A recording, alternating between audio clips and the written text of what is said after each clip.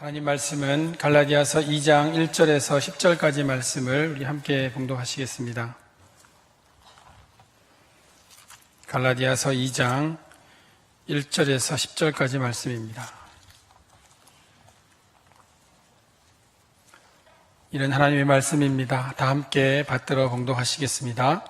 14년 후에 내가 바나와 함께 디도를 데리고 다시 예루살렘에 올라갔나니 계시를 따라 올라가 내가 이방 가운데서 전파하는 복음을 그들에게 제시하되 유력한 자들에게 사사로이 한 것은 내가 다름질하는 것이나 다름질한 것이 헛되지 않게 하려 함이라. 그러나 나와 함께 있는 헬라인 디도까지도 억지로 할례를 받게 하지 아니하였으니 이는 가만히 들어온 거짓 형제들 때문이라. 그들이 가만히 들어온 것은 그리스도 예수 안에서 우리가 가진 자유를 엿보고 우리를 종으로 삼고자 함이로되 그들에게 우리가 한시도 복종하지 아니하였으니 이는 복음의 진리가 항상 너희 가운데 있게 하려 함이라.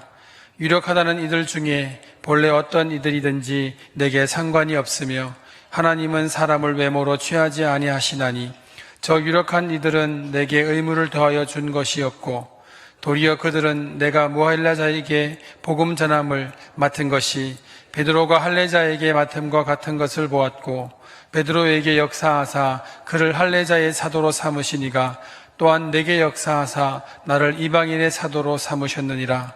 또 기둥같이 여기는 야고보와 게바와 요한도 내게 주신 은혜를 알므로 나와 바나바에게 친교의 악수를 하였으니 우리는 이방인에게로 그들은 할례자에게로 가게 하려 함이라.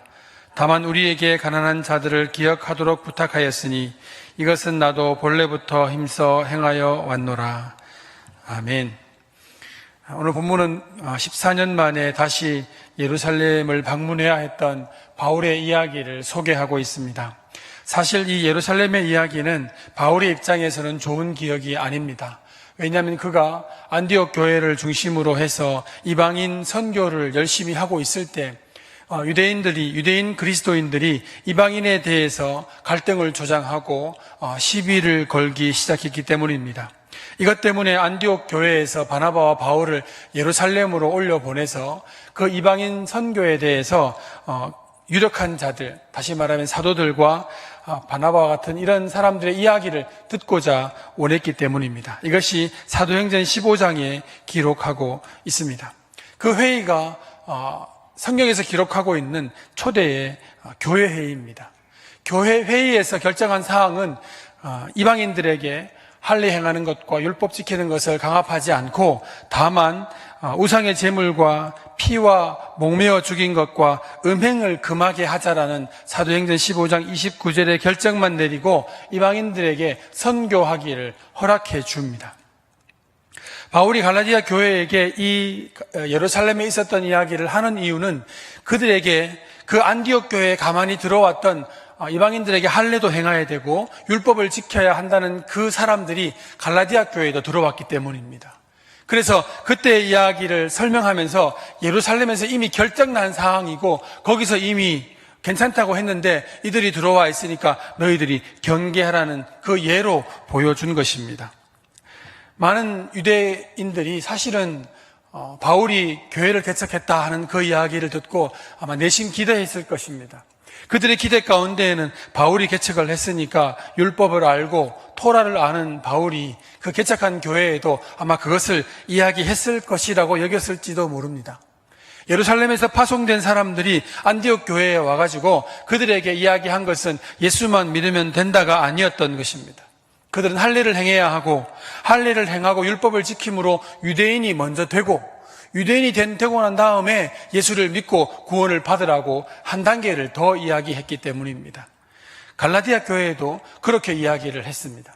예수만 믿어서는 구원받지 못하고 그들이 예수를 믿기 전에 유대인이 되어야 한다고 이야기를 한 것입니다. 사실 여기에 찾아왔던 이 사람들은 그냥 우리가 보기에는 정말 이단처럼 남을 속이는 사람처럼 그렇게 떠다니는 사람들이 아닙니다. 안디옥 교회나 갈라디아 교회에 왔던 그들은 예루살렘으로부터 파송받아 온 사람들이고 교회의 권위를 가지고 있는 사람들입니다. 실제로 오늘 이 본문 말씀에서 그 예루살렘 회의에서 결정난 사항이 두 가지인데 한 가지는 이방인들을 그대로 버려두라는 것이고, 또 하나는 할례받은 자의 기독교와 이방인들의 기독교가 완전히 분리된 그 교회 회의죠. 사실은 이것이 어떻게 좋은 방향으로 보여지는 것처럼 보이지만 초대교회의 분열이 시작이 된 것입니다. 예수 믿는 사람들 가운데에도 많은 부분들, 특히 초대교회라 지금부터 하는 모든 교회 역사를 보면 이런 작은 것 하나 때문에 교파가 갈라지고 교회가 갈라졌습니다.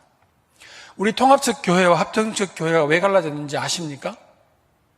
제가 오늘 이 얘기를 물었더니 어떤 분이 이야기하시기를 다 목사님들 때문이라고 그러시길래 제가 회개하는 마음으로 그렇다고 말씀을 드렸어요. 세상에 어떤 교회든지 간에 목사님만 회개하면 교회는 편안합니다.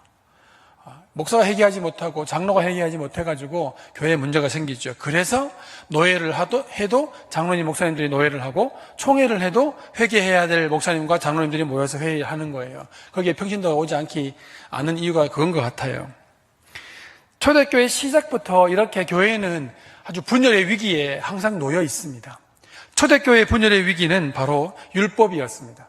율법을 지키고 할례를 행하는 것이 교회를 구분해 놓았던 것입니다. 사실 초대교회에 이걸 구분해 본다면 유대인들이 믿는 그리스도, 그러니까 유대인 그리스도인이 있었고 헬라인들, 이방인들 그리스도인들이 있었습니다. 그들을 명확하게 구분하는 것은 유대인이고 아니고 물론 그것도 있지만 그것을 구분하는 가장 좋은 방법은 할례의 율법입니다. 그것을 행하는 사람은 유대인 그리스도인이고 그것을 하지 않는 사람들을 이방인 그리스도인으로 구분할 수 있습니다. 근데 이방인들은 유대인들에게 율법을 지키지 마라, 할례하지 마라 이렇게 말하지는 않는데 유대인들은 이방인들에게 끊임없이 요구합니다. 그것을 지켜야 한다고. 지키지 않으면 너희들의 구원은 헛것이라고 이야기를 계속하게 되는 것이죠. 사실 유대인들은 율법을 벗어날 수 없는 사람들입니다. 그들이 살아왔던 어릴 때부터 그들이 배웠던 그 토라의 말씀과 쉐마의 말씀들은 그들의 뇌리에 박혀 있기 때문에 예수를 믿는다고 하더라도 그 율법에 대해서는 자유할 수가 없습니다. 그도 그렇지 않겠습니까? 평생을 믿고 살아왔는데 그것을 한 번에 다 버릴 수 있을까요? 지난주 말씀드리기를 바울 같은 경우는 다메섹에서 그가 경험했던 예수가 엄청나게 큰 영향력이 있었기 때문에 그 율법을 한 번에 버릴 수 있었습니다. 그리고 또 한 가지는 바울이 율법을 버릴 수 있었던 가장 큰 것은 그가 율법에 가장 열심을 낼 때에 주님과 가장 멀리 있었다고 판단했기 때문입니다. 율법으로 열심을 내가지고 최선을 다할 때 예수 믿는 사람들을 얼마나 잡아 죽였습니까? 그러니까 그에게 율법은 빨리 버려야 할 아주 나쁜 것들이었습니다. 그래서 그는 율법을 이야기하기를 배설물로 여긴다라고 할 정도였지 않습니까? 하지만 예수님에 대해서 그렇게까지 경험하지 못했던 사람들은 율법이 그들을 지켜준다고 생각했습니다. 오히려 율법을 지킴으로 예수님을 통한 그 구원이 더욱 확증된다고 믿었습니다. 그러니까 율법을 버릴 수 없었습니다. 또 한 가지는 그 유대인들은 율법을 떠나서는 생활을 할 수가 없어요. 지금도 그렇듯이 그들은 유대인이고 율법을 지켜야만 그 사회 속에서 살아갈 수 있습니다. 직장을 얻고 또 경제활동을 하고 사람들과 함께 어울리고 살아가기 위해서는 그들은 율법을 지켜야 합니다. 그러니까 만약 오직 예수 그리스도의 은혜로만 구원받고 율법을 버려야 한다면 그들은 그들의 삶에서 왕따당하고 도태당하고 쫓겨날 각오를 해야 한다는 겁니다. 바울은 다행히 예수님 믿고 난 다음에 이방인들 지역으로만 다녔습니다. 그가 14년 동안 다녔던 곳이 수리아와 길리기아와 갈라디아 여러 곳을 다니면서 이방인들에게 전도하는 전도자로 삼았지 않습니까? 살아가지 않았습니까? 근데 만약에 유대인들이 예수님을 믿는다라고 하고 율법을 배격했다면 그들은 그 예루살렘에서 살아남지 못했을 겁니다. 그러니 유대인과 이방인들의 믿음이 같아 보이지만 분열의 조짐이 있을 수밖에 없었습니다. 그 이야기가 예루살렘 교회에서 명확하게 규정이 된 거예요. 유대인들은 율법을 지키고 살고 이방인들은 율법 없이 살아라. 이것이 예루살렘 회의의 결정이었습니다.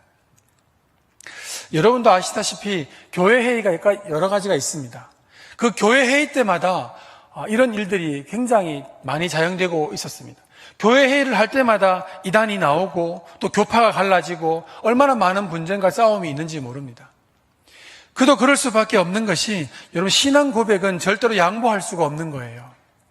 루터와 칼빈 같은 경우도 아주 많은 부분 두 분의 신앙에 대한 그 신학의 차이가 두 분을 구분해 놓는데 가장 큰 구분이 성찬에 대한 이야기입니다. 자세하게 말씀드리면 어려운 이야기가 되기 때문에 여러분들이 교회 역사를 알려고 한다면 책을 한 권 추천해 드리고 싶은데요. 그 책에 많은 교회 역사에서 가르쳐 주는 것은 교회 회의가 열릴 때마다 이단들이 정제되었고 교파가 분열되는 것들이 많이 생겼다는 거예요. 어떤 사람은 이야기하기를 교파가 이렇게 많이 분열된 것이 어떻게 보면 사람도 다 성격 다르듯이 성격 따라 믿기 위해서 하나님께서 계획하신 일이다라고 하는 사람도 간혹 있는 것 같아요. 실제로 그렇게 되는 분들도 있는 것 같습니다. 특히 뜨겁게 믿으신 분들은 어디로 가야 됩니까? 명성교회 와야죠. 네. 차분하게 믿을 사람은 어디 갑니까? 명성교회 와야죠. 그러면 참 좋겠습니다. 지난번에 목사님 말씀하시기를 그걸 얘기하셨어요. 머리는 차갑고 가슴은 뜨겁고 또 신앙은 보수적이고 삶은 개방적이고 이건 정말 동전의 양면과 같아가지고 함께 갖는 것이 참 어렵습니다. 따뜻한 마음과 명철한 판단, 법을 이야기하면서도 사랑을 이야기하고 사랑을 이야기하면서 용서를 이야기하고 하지만 용서를 이야기하지만 규칙을 다 갖는 것, 이것이 얼마나 어려운 일인지 모릅니다. 지난주 목사님께서 그것을 이야기하시기를 보수적인 신앙과 행동, 삶의 패턴은 개방적인, 진보적인 삶이라고 이야기를 하셨죠. 하지만 참 어렵습니다. 가슴은 뜨거워야 되고 머리는 차가워야 하기 때문이죠. 이러한 것들이 계속해서 이루어지는 것은 아마 초대교회 때 그 내용들이 지금 오늘 우리에게도 해결되지 않은 무언가가 우리에게 있기 때문이 아닐까라는 생각을 해봅니다. 많은 사람들이 삶을 살아가지만 그 사람이 뭔가 변했다라고 하더라도 그에게는 사람의 전통과 경험을 벗어날 수가 없습니다. 신앙에 있어서도 경험과 선입견은 매우 위험하게 작용을 합니다. 특히 유대인들 같은 경우는 그들의 율법과 할례와 그 토라가 또 유대인들의 전통이 그들에게 예수님 믿는 그 온전한 은혜의 복음을 온전히 받아들이지 못하게 했던 것입니다. 많은 유대인들이 율법을 지킴으로 편안하게 안전함을 느낍니다. 혹시 여러분들은 어떠십니까? 우리에게 그 율법과 같은 테두리가 있으면 신앙에 좀 더 도움이 되지 않겠습니까? 무엇은 해야 하고 무엇은 하지 말아야 하고 이것들을 교회가 다 지정해 준다면 우리가 구원을 좀 더 속히 이룰 수 있을지도 모릅니다. 많은 부분 성경의 어려운 이야기들, 삶의 어려운 이야기들, 신앙의 어려운 이야기들을 상담할 때에 많은 목사님들께서 하시는 대부분의 이야기들이 이런 이야기죠. 기도해 봐야 합니다. 더 많이 기도해야 합니다. 이렇게 이야기하죠. 하지만 이단들은 정확한 답을 줍니다. 당신의 삶에 고통이 있는 이유 1번, 2번, 3번, 4번. 만약 이 고통을 이겨내려고 한다면 이렇게 해야 됩니다. 1번, 2번, 3번, 4번. 이렇게 답을 다 주죠. 그래서 많은 이들이 열심을 낼 때 이단에 빠지기 쉬운 이유가 바로 이것입니다. 답을 얻기를 원하는 것이죠. 그 답을 얻어서 손에 잡히는 무언가를 잡고 있으면 우리의 구원이 확실해 보이기 때문입니다. 많은 이들에게 신앙 상담을 할 때 간혹 묻는 질문이 너는 구원 받았니? 이렇게 물어보는 적이 있습니다. 당신은 구원 받았습니까? 그러면 대부분 네, 제가 구원 받았지요 라고 자신 있게 이야기를 합니다. 그러면 거기에 대고 한 가지 더 질문합니다. 증거를 대보라고. 그러면 대부분 다 당황합니다. 여러분 구원 받으셨습니까? 증거를 대보세요. 예? 성경에 어디 권사님이 구원 받았다는 게 어디 있어요? 강경래 권사 구원 받았다는 게 어디 있어요 여기에? 이렇게 물으면 할 말이 없어요. 그러면 우리가 이야기를 하죠. 나는 예배도 한 번도 빠진 적도 없고 새벽기도 나가고 지금까지 다 지키고 살고. 이거 우리 율법을 얘기하는 거예요 이제. 근데 아무도 당신이 구원받았다면 증거를 보이라고 이야기할 때 저는 주님을 믿습니다. 이렇게 자기의 증거를 이야기하지 않습니다. 이 신앙 고백이 증거라고 여기는 사람이 없어요. 우리는 성경의 가르침대로 이야기한다면 예수를 믿으면 구원을 받습니다. 이게 증거예요. 그런데 누가 우리에게 물었기를 증거를 대라고 한다면 자꾸 뭔가를 이야기해야 할 것 같습니다. 믿음을 이야기하고 예배를 이야기하고 기도를 이야기하고 나는 방언도 하고 있고 뭘 하고 있고 사역도 하고 있고 하나님께서 하라는 성경의 모든 것들을 하고 있다라고 말한다면 우리는 유대인들이 이야기했던 너희도 할례를 지키고 율법을 행하고 유대인의 전통 가운데 거해야만 구원받을 수 있다는 그 이야기에 우리는 속고 있는 것입니다. 그 속은 것을 이야기하기를 바울이 이야기를 종되었다라고 말하는 것입니다. 여기서 말하는 종이라는 것은 죄의 종을 이야기하는 것이 아닙니다. 율법의 종을 이야기하는 것입니다. 율법의 종이 되면 무언가를 자꾸 해야 할 것 같은 이 강박관념이 생기는 거예요. 반대로 우리의 삶에 어려운 일이 생겼을 때, 고난과 고통이 생겼을 때 여러분들은 어떻게 생각하십니까? 고난이 왜 찾아왔을까? 내게 왜 이 큰 어려움들이 생겼을까? 이것을 떠올리면 어떤 생각이 듭니까? 기도해야 되겠다. 하나님께서 왜 이런 일을 내게 주셨지? 이런 고민의 생각이 드십니까? 아니면 내가 지난주에 교회를 안 나갔더니 내가 지난주에 내가 새벽 기도 가겠다고 약속해놓고 시간도 맞춰놓고 자다가 벨 울리니까 에이 하고 눌러버리고 잤던 그게 떠오르는 거예요. 내가 작년에 이맘때 11조를 떼먹은 것 같은데 나는 잊어버렸지만 주님은 기억하시고 계시겠지. 그러면 전화 오는 목사님, 작년 이맘때 11조를 떼먹었는데 그 11조만 딱 하면 안 되겠죠? 이자를 얼마나 붙여야 될까요? 뭐 이런, 이게 실제로 있는 상담들입니다. 여러분들이 하시는 상담들이에요. 그리고 그렇게 하고 나면 또 내 아이가 아파요. 그럼 내가 뭔가 실수한 게 있나, 하나님께? 뭔가 안 한 게 있나? 잘못한 게 있나? 여러분, 목사인 저도 그런 생각이 듭니다. 아이가 아프면 기도합니다. 간절히 기도가 난 다음에도 그래도 빨리 안 나오면 내가 하나님 앞에 뭔가 실수한 게 있나? 안 한 게 있나? 뭔가 서운해놓고 안 한 게 있나? 하고 막 생각해요. 막. 기도하러 앉아가 기도는 안 하고 계속 생각하는 거예요. 1년 전에, 2년 전에, 3년 전에. 맞다. 내가 그때 뭐 교회 할 때, 뭐 한다 그랬는데 안 한 게, 그걸 빨리 해야지. 그리고 해놓고 나면 좀 마음의 위로가 되는 거죠. 더 이상, 나는 더 이상 하나님께서 캐물어도 더 이상 죄될 게 없다. 이런 마음들이 우리에게 편안함을 주지 않습니까? 언젠가부터 예배를 드리고 난 다음에 예배의 기쁨이 아니라 예배를 드렸다는 것 자체로 내 마음에 기쁘고, 어떤 예배이냐, 하나님 받으실 만한 예배이냐의 질문보다는 예배를 드렸다는 것, 그거 하나만으로 그날 주의를 온전히 지켰다는 마음의 안도감을 느끼는 그런 내가 되어가고 있지 않습니까? 여러분, 그렇다면 우리는 복음 안에서 자유자가 아닙니다. 우리는 종된 사람들입니다. 우리가 종으로 살면서도 우리는 자유하고 있다고 느끼고 있는 것입니다. 바울이 이야기합니다. 가만히 들어온 그 거짓 형제들은 우리에게 있는 그 자유를 빼앗아가기 위해서 가만히 보고 있다가 우리에게 한마디 툭 던집니다. 어떨 때입니까? 고난 가운데 있을 때. 네가 그거 안 해가지고 그런 거 아니냐? 네 그거 못 지켜서 그런 거 아니야? 이런 일이 생기는 일은 다 이유가 있어. 사람에게 질병이 오고 아픔이 오고 어려움이 오는 건 다 이유가 있어. 그걸 다 해결해야만 이 모든 것들이 해결될 거야. 그렇게 이야기를 합니다. 맞다라고 생각되는 순간에 우리는 종이 됩니다. 율법의 종이 되는 거예요. 지난주 말씀드렸죠. 우린 사랑의 종도 됩니다. 누군가를 진심으로 사랑하면 그 사람을 사랑해야지. 자꾸 자기를 되뇌일 필요가 없어요. 말씀드렸죠. 그냥 사랑하게 된다고. 아내와 남편을 내가 그 사람 정말 사랑해야 되는데 이런 마음이 들면 얼마나 괴롭겠습니까? 그래서 목사님이 이번 주에는 꼭 아내를 안아달라고 한 번씩 안아주라고 허그하라는 그런 미션을 주셨는데 목사님 도저히 내 아내를 못 안아주겠습니다. 속이 막 화딱지가 나가지고. 그러면 목사님이 팁을 주시잖아요. 어떤 팁을 줍니까? 절대로 얼굴 쳐다보지 말고 그냥 머리 푹 숙이고 달려가서 콕 안아주고 가라고. 그러다 보면 괜찮아진다고. 사람 사랑하는 것도 그렇게 사랑하는 건 괴로운데 하나님 사랑하는 것도 그렇게 사랑하고 또 선물해주고 그러잖아요. 남자들은 아내에 대해서 선물해주는 걸 사랑이라고 여깁니다. 지난번에 제가 이렇게 얘기했더니 우리 아내가 얘기하기를 선물해주는 것도 사랑이에요 라고 얘기해서 제가 적잖이 대답을 했었는데 선물해주는 것만으로 자기 의무를 다 했다고 생각하는 거예요.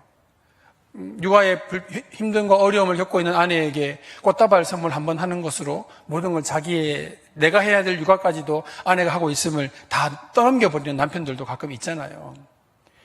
그렇게 선물하고 그냥 말 한마디 해주고 용돈 좀 주고 그런 것들로 남편의 사랑을 다 했다고 여기는, 똑같지 않습니까? 예배 좀 드리고 헌금 좀 하고 하나님께 용돈 드리듯이 헌금하고 사역 좀 하는 것만으로 우리의 모든 것들을 다 했다는 것처럼 느끼고 그렇게 살아가면 우리 또한 율법에 종된 삶을 살고 있는 것입니다.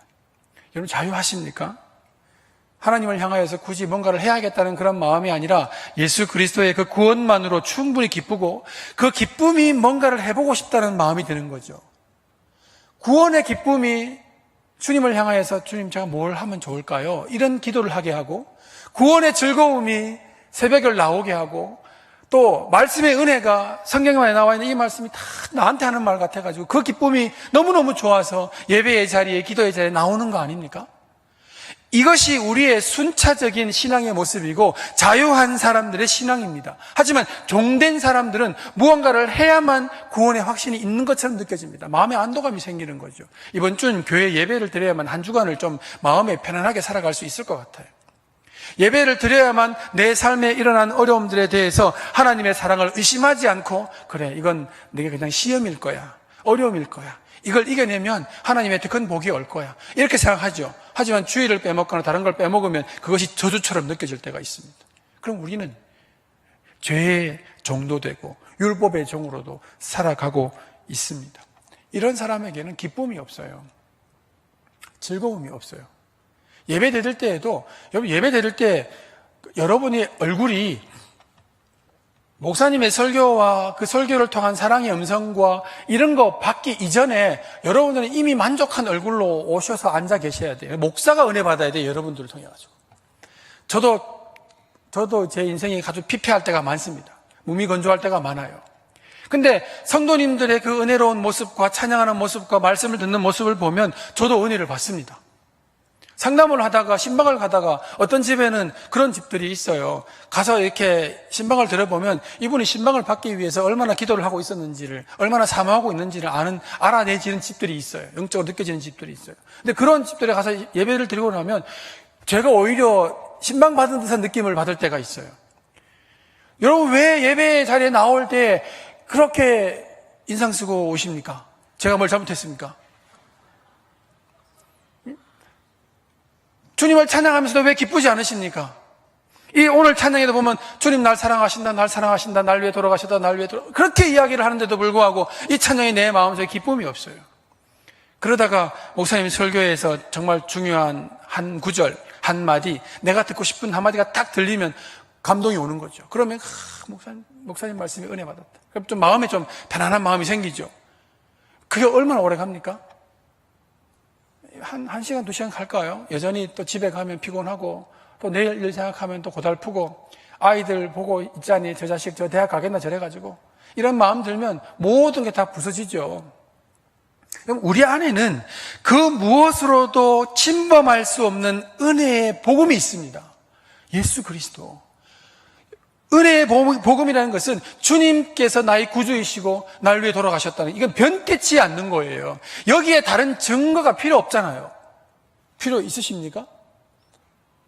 구원에 대한 확증이 더 필요합니까? 오늘 아침에, 오늘 장례식이 한 분 돌아가셨는데 이따 광고를 드릴 텐데, 제가 오늘 이렇게 아침에 가서 임종예배를 드렸어요. 임종예배 드리고 난 다음에 돌아가셨는데, 사람이 의식이 없어도 귀는 살아 있거든요. 그래서 귀에 말씀드리고 이제 자세히 이야기를 했어요. 어떻게든지 다른 거 아무것도 필요 없다고. 지금 어떻게 살아왔는지 상관없다고. 어떤 공로로 어떤 것들로 살아왔는지 상관없다고. 내 마음속에 예수님은 나의 구주이시고 날 위해 돌아가셨다, 난 주를 믿는다, 이것만 내 마음에 확신하면 구원받으니 걱정하지 말라고. 막차 타도 괜찮다고. 여러분, 막차 타도 괜찮습니다. 올라가서 개털보다 써도 괜찮아요. 올라가기만 하면. 그렇지 않습니까? 우리에게 그것이 가능하게 하는 것은 우리의 어떤 노력이 아닙니다. 여러분, 예배에 와 있는 이 자리가 우리의 공로의 자리가 아니에요. 우리는 이미 구원받은 우리들이 여기에 모여가지고 그 구원을 확인하고 기뻐하는 자리가 예배의 자리입니다. 하나님, 나의 구원을 주심을 감사합니다, 주님만 높여지는 자리가 이곳이에요. 예배를 통해서 예배를 잘 드려가지고 구원의 확증을 받는 것이 아니라 이미 구원의 확증을 받은 사람들이 여기 와가지고 기쁨으로 예배를 드리는 거예요. 이것이 바뀌어져 버리면 우리는 종된 사람들입니다. 신앙의 가장 중심에 서 있으면서도, 기도하면서도 그 기도가 우리에게 종의 역할을 억압하고 있는 것들을 될 수 있습니다. 기도해야 돼. 이런 마음이 저를 얼마나 괴롭힌지 모릅니다. 여러분들은 괴롭히지 않습니까? 누가 새벽기도 이야기하면서 저기 피합니다. 너는 왜 새벽기도 안 나오노? 그런 이런 얘기 할까봐 도망가는 거예요. 그런 생각 드시죠? 또 금요기도 나오는 분들, 새벽기도 나오는 분들은 또 자기 나름대로 또 그런 프라이드 있어가지고 여기 이거 저거는 기도도 안 하는 게 여기 쳐다보고, 이게 다 자기 안에 있는 그런 율법들이에요. 내 안에 기쁘면 다른 사람을 판단할 필요가 전혀 없습니다. 내 안에 구원의 기쁨이 넘쳐나는데 더 이상 무엇이 필요합니까?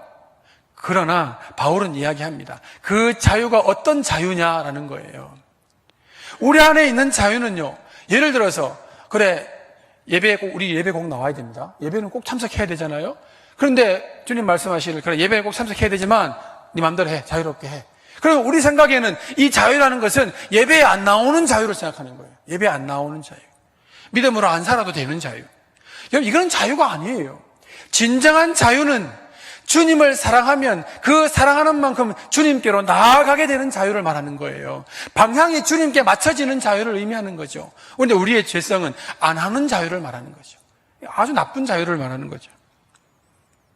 바울은 우리에게 믿음의 자유가 있느냐, 이 자유를 빼앗지 않게 해라 라는 그 이야기는 우리 안에 그리스도의 은혜와 사랑이 잃어버리지 않았는가에 또다시 질문하는 거예요. 누군가를 사랑하고 그 사랑이 1년, 2년, 10년, 20년 죽을 때까지 사랑해야 한다면 그 사랑을 유지시키는 방법이 뭘까요? 우리가 주님을 사랑하고 그 주님을 사랑하는 가운데 나는 이것도 희생하고 저것도 버리고 저것도 다 버렸다, 이런 마음이 다 사라지게 만드는 방법이 무엇일까요? 네, 하나밖에 없죠. 주님 나를 위해 죽으셨다는 거예요. 이것이 복음이지 않습니까? 그거 외에 다른 것이 필요 없습니다. 이거면 충분합니다. 이거면 우리가 이 땅을 살아갈 때 별로 못 가져도 기뻐할 이유가 충분하고, 이 땅을 살아갈 때 우리가 고통 가운데 있어도 그 고통이 우리를 잠식하지 않을 이유가 충분하고, 예배에 나와서가 아니라 예배를 나오는 여러분들이 행복해지는 것에 충분하고, 기도하는 자리에 나오기 전에 여러분 나오는 그 발걸음이 기뻐하는 이유로 충분하고, 예수님 믿는 것 때문에 어려움과 고통과 고난과 눈물과 그 눈물의 골짜기를 지나가는 것 그 자체로도 충분히 우리는 다 받아들일 수 있는 이유가 되는 것, 그게 은혜의 복음 아닙니까? 우리는 모든 것들을, 너무 많은 것들을 잊어버렸습니다. 너무나 화려한 기술들, 화려한 신앙생활을 이야기합니다. 아주 단순하고 하나밖에 없는 그 이야기, 당신은 구원받았습니까? 그때는 이해할 수 있는데 증거를 대발한 얘기, 아무 말도 못하는 우리의 모습 가운데서 나는 예수 그리스도를 믿습니다, 이것이 내 증거요 라고 말할 수 있는 신앙만 된다면 우리의 삶에 또 다른 모습들이 열려지게 될 겁니다. 우리는 자유해야 합니다. 복음 안에서 자유해야 합니다.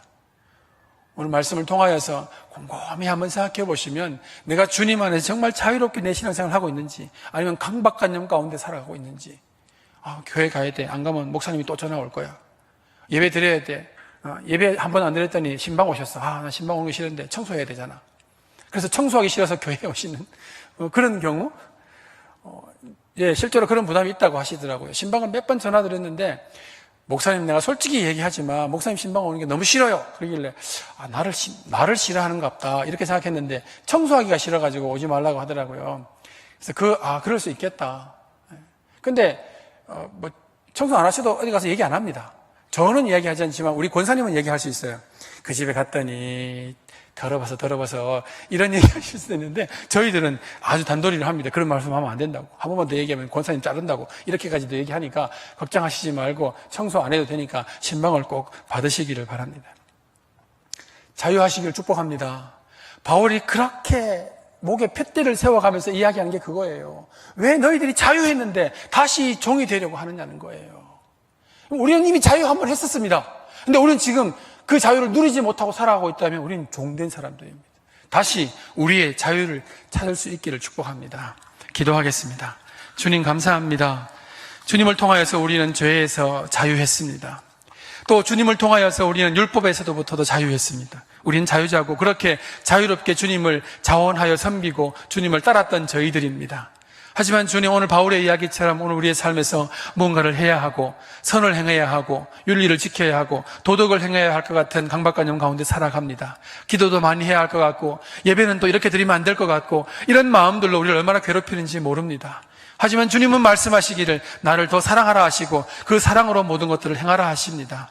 주님, 저희들이 이러한 사랑 가운데서 자유한 자가 되게 하여 주시옵소서. 예수님의 이름으로 기도합니다. 아멘.